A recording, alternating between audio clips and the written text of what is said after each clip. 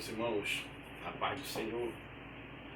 Eu sou o diácono Ednelson aqui do campo de Aderlândia, Santarém, Pará.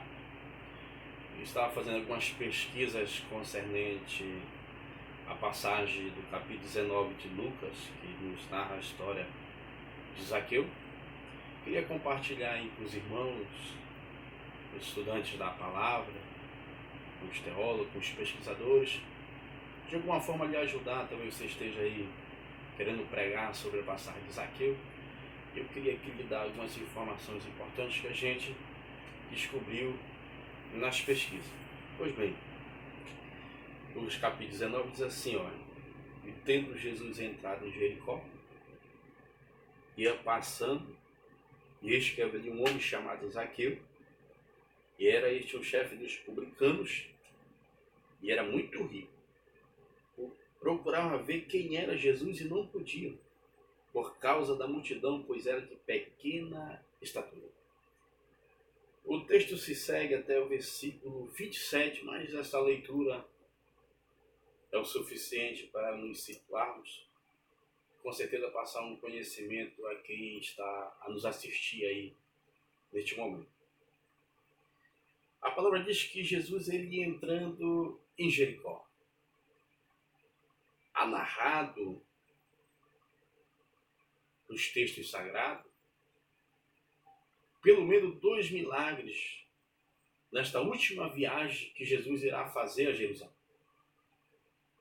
A defesa é que Jesus fez pelo menos 3 viagens a Jerusalém em toda a sua vida e o seu ministério.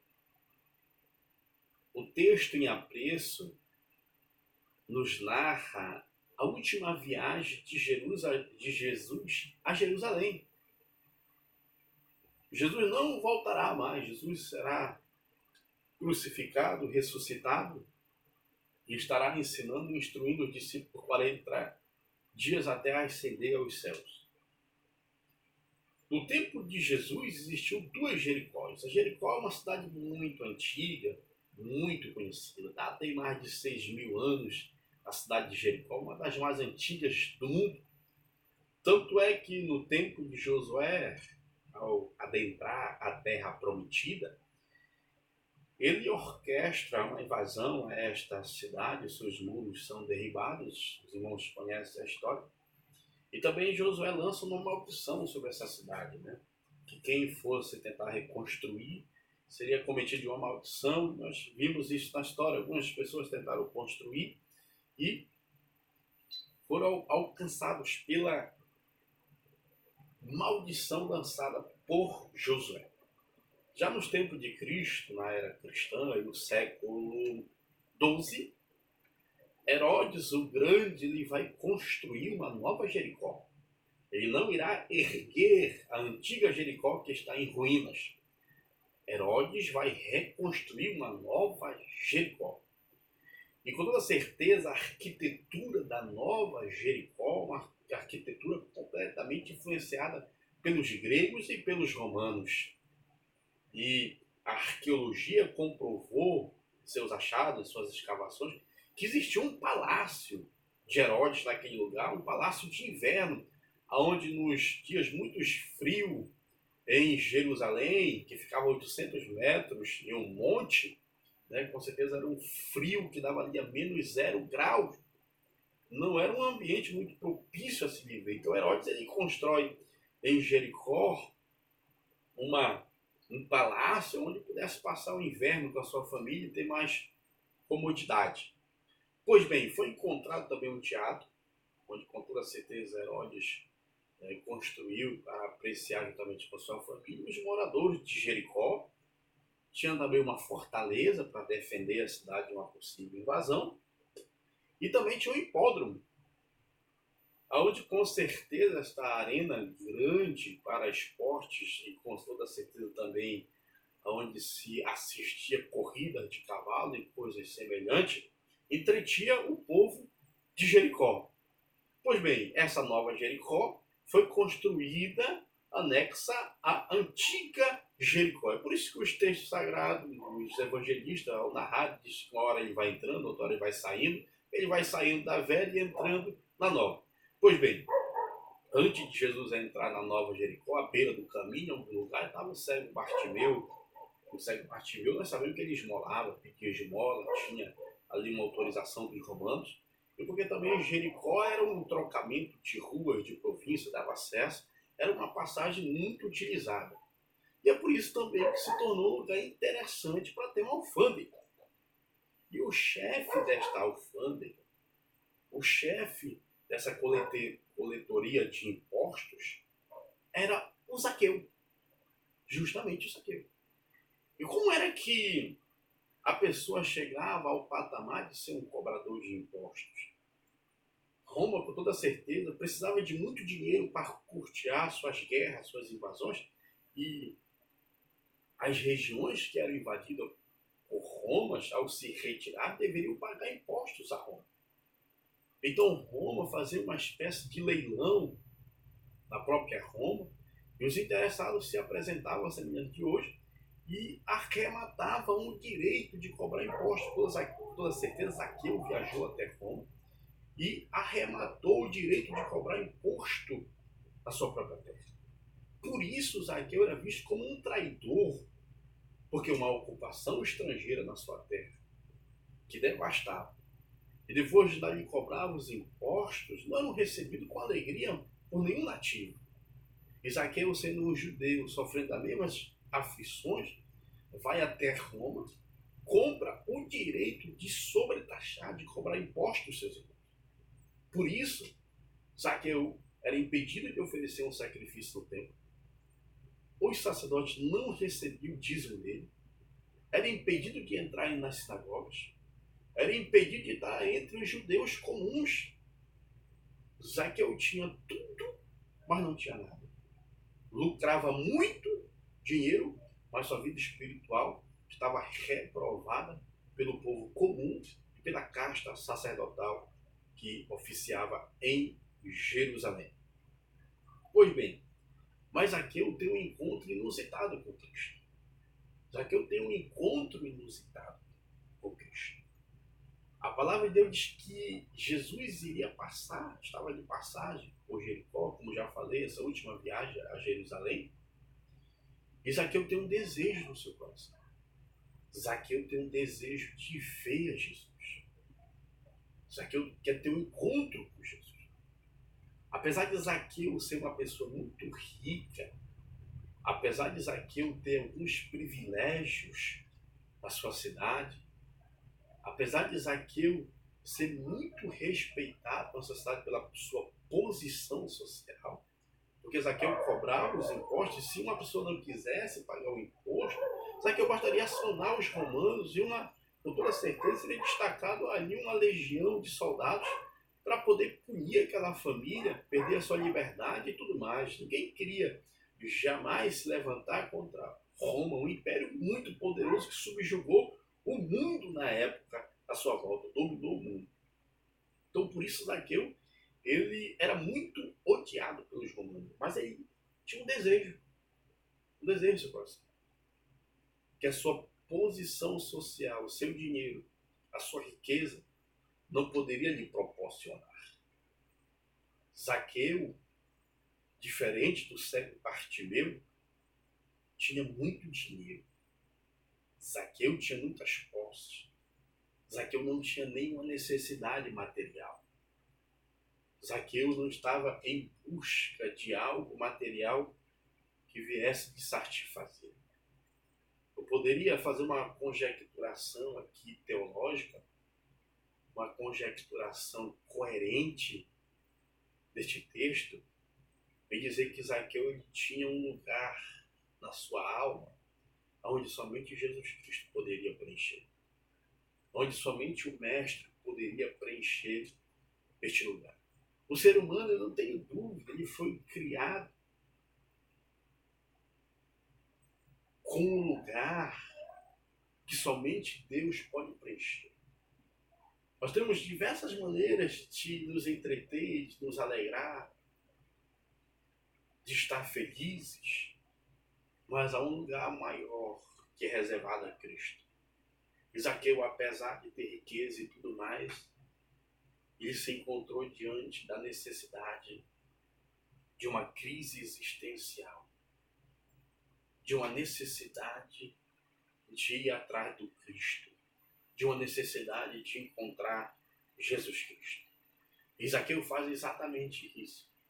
Só que a sua riqueza não lhe trouxe privilégios diante de Deus. Riqueza nenhuma no mundo poderá trazer privilégio para o homem diante de Deus.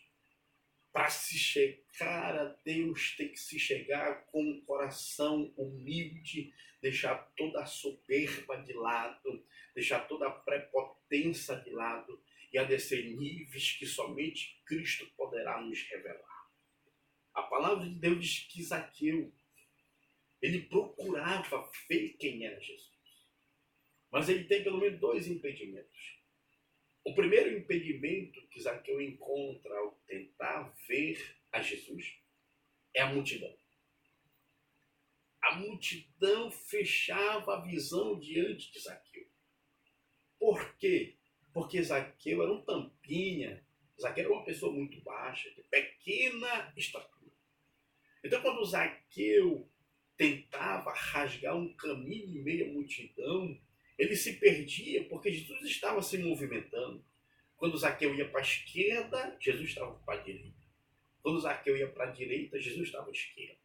Quando Zaqueu ia para frente, Jesus estava atrás. Quando Zaqueu ia para trás, Jesus estava à frente, porque Zaqueu não conseguia enxergar em meio à multidão, e a multidão que se aglomerava ao redor de Jesus, era uma multidão que chegava a 5.000, 10.000 pessoas, ainda mais diante daquele milagre da restituição da vista ao cego Bartimeu. As pessoas vinham de todas as localidades, de todas as regiões, de todas as províncias. E Zaqueu encontra a barreira da multidão. Aqui a gente abre um parêntese para trazer uma explicação aos nossos irmãos, aos nossos ouvintes. A multidão sempre tenta nos impedir. A multidão sempre está querendo nos atrapalhar. A multidão sempre está dizendo que nós não vamos conseguir. A multidão está dizendo que o teu casamento acabou. A multidão está dizendo que para o teu filho não tem recuperação. A multidão está dizendo que você não vai conseguir, porque você não veio de uma boa estirpe, porque você não teve uma boa educação na sua vida. A multidão sempre está te colocando para baixo. A multidão sempre está denegrindo as tuas possibilidades. A multidão sempre é uma barreira para nós. A multidão foi uma barreira para Zaqueu se chegar a Cristo. Talvez as pessoas dizem para você, você não pode ser um crente. Você não pode ser salvo por Cristo. Cristo não pode fazer nada pela tua vida porque a tua vida foi inteiramente errante. A tua vida não condiz com a vida cristã. Você não tem jeito de ser crente. Você não tem nem jeito de seguir a Cristo. A tua maneira não é a maneira de um cristão. Então sossegue com a vida que você está vivendo, com a vida que você está levando, porque o inferno te aguarda. Mas como pregador, como servo de Deus, como leitor da palavra, que o Senhor te traz uma palavra de esperança. Ainda tem uma saída para você. Às vezes nós devemos nos esforçar para se chegar a Cristo. Às vezes nós devemos tampar nossos ouvidos à multidão para se chegar a Cristo. Às vezes nós devemos procurar de outras formas, de outras maneiras, mas nunca desistir. Nunca desistir. Esta é a palavra. Nunca desista dos seus objetivos. Nunca desista dos seus sonhos. A multidão sempre vai te dar uma palavra de atraso. A multidão nunca vai te jogar para cima, ainda mais quando você está saindo daquele meio. Ainda mais quando você quer alçar voos altaneiros. Ainda mais quando você quer alcançar patamar que a multidão não alcançou. Ainda mais quando você quer sobrevoar. A multidão, ela não quer deixar. Porque ali tem muitas pessoas que não conseguiram. Ali tem muitas pessoas que viveram uma vida de frustrações. Ali tem muitas pessoas que são atraso, e são atrasadas, não conseguiram, perderam a esperança, perderam a alegria, e elas querem te contagiar com a mesma proporcionalidade que estão vivendo. Mas eu te digo neste dia, não pare na multidão, não pare para a sua condição. Tente como Zaqueu tentou. Você sabe o que Zaqueu fez? A palavra de Deus diz que ele correu. E para um homem muito rico naquela época, correr não era algo que lhe trazia glamour. Não. Mas Zaqueu não se importou. Porque o ser humano, quando ele está prestes a ter um encontro com Jesus, o ser humano, quando ele está prestes a ouvir e receber o milagre de Deus, nada mais importa. Sabe o que Zaqueu faz? Zaqueu, diz a palavra, que ele subiu a uma árvore. Ele sabia que Jesus tomaria aquela rota e passaria por ali. Zaqueu foi o homem que não desistiu, procurou outra alternativa e foi um homem perseverante. Eu não sei quanto tempo Jesus demorou para passar debaixo da árvore que Zaqueu estava. Eu não sei quanto tempo Cristo passou para chegar debaixo da árvore que Zaqueu estava em um sol escaldante e correndo o risco das pessoas passarem por ali e ver o maioral daquela cidade, o homem rico está passando pelo momento no mínimo constrangedor como aquele. Não era normal o homem da estirpe, da natureza, da grandeza de Zaqueu subir uma árvore para esperar alguém passar por debaixo. Mas Zaqueu não desistiu. Zaqueu não ligou para o que estavam falando. Zaqueu foi muito humilde no seu coração. Somente através da humildade, da perseverança, nós podemos alcançar as profundezas de Deus.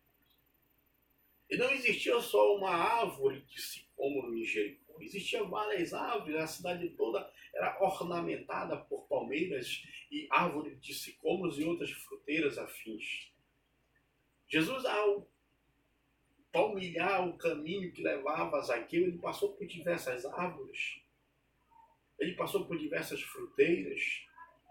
O certo é que Jesus, quando ele chega naquela que estava Zaqueu, aquela que Zaqueu tivera subido para ver o mestre passar, porque este é o desejo do seu coração. Jesus para, a multidão de repente não entende porque Jesus parou, e Jesus olha para cima. Quando Jesus olha para cima, ele chama Zaqueu pelo nome. Peraí, Zaqueu não conhecia Jesus e nem Jesus conhecia Zaqueu humanamente falando. Como é que Jesus chama Zaqueu pelo nome? Como é que Jesus menciona Zaqueu pelo nome?